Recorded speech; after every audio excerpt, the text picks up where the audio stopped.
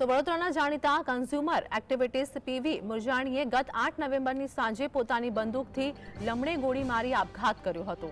આ અંગે મુરજાણીની માનીતી દીકરી કોમલ સિકલીગર અને માતા સંગીતા સિકલીગરને 4 દિવસના કસ્ટડી રિમાન્ડ મંજૂર કરાયા છે। આપઘાત મામલે પાણીગેટ પોલીસ સહિત ઉચ્ચ અધિકારીઓ ઘટના સ્થળે પહોંચ્યા હતા અને ત્યાંથી એક લાયસન્સવાળી રિવોલ્વર રિકવર કરી હતી। આ સાથે જ આપઘાત પહેલા સોશિયલ મીડિયામાં મેસેજ વાયરલ કર્યો હતો, જેમાં માનેલી દીકરી કોમલ સિકલીગર અને તેની માતા સંગીતા સિકલીગરના ત્રાસના કારણે આપઘાત કર્યો હોવાનો ઉલ્લેખ કર્યો હતો। આ સમગ્ર મામલે પીવી મુરજાણીની પત્ની આ બંને સામે ખંડણી અને દુષ્પ્રેરણા અંતર્ગત પાણીગેટ પોલીસ સ્ટેશનમાં ફરિયાદ નોંધાવી છે। તો આજ મુદ્દે અમારી સાથે સંવાદદાતા રૂપેશ જોડાઈ ગયા છે। રૂપેશ, વડોદરાની આ ઘટના જેમાં હાલ મુરજાણીની હત્યા અંગે અનેક સવાલ ઉત્પન્ન થઈ રહ્યા છે, શું વધુ અપડેટ?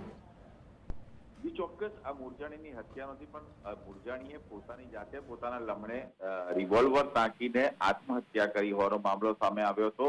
આ મામલામાં એની જે દીકરી માનીતી દીકરી હતી કોમલ સિકલીગર અને એની માતા સંગીતા સિકલીગરનો અસહ્ય ત્રાસ ને કારણભૂત ગણાવ્યું હતું। એ લોકોની જે ડિમાન્ડ હતી એને કારણભૂત ગણાવ્યું હતું। એ લોકો આને પીવી મુરજાણીને મારતા હોવાની વાત આવી હતી અને છેવટે બ્લેકમેલિંગની વાત આવતા કંટાળીને તેને આ અંતિમ પગલું ભર્યું હોવાનું પીવી મુરજાણીએ ઉલ્લેખ કર્યો હતો પોતાના સુસાઇડ નોટમાં। આ ઘટના બાદ સંગીતા અને જે કોમલ છે ફરાર થઈ ગયા હતા, જેમને ભાવનગર નજીકથી પાણીગેટ પોલીસે ઝડપી લીધા છે અને કોર્ટમાં રજૂ કરતા નામદાર કોર્ટે 4 દિવસના રિમાન્ડ મંજૂર કર્યા છે।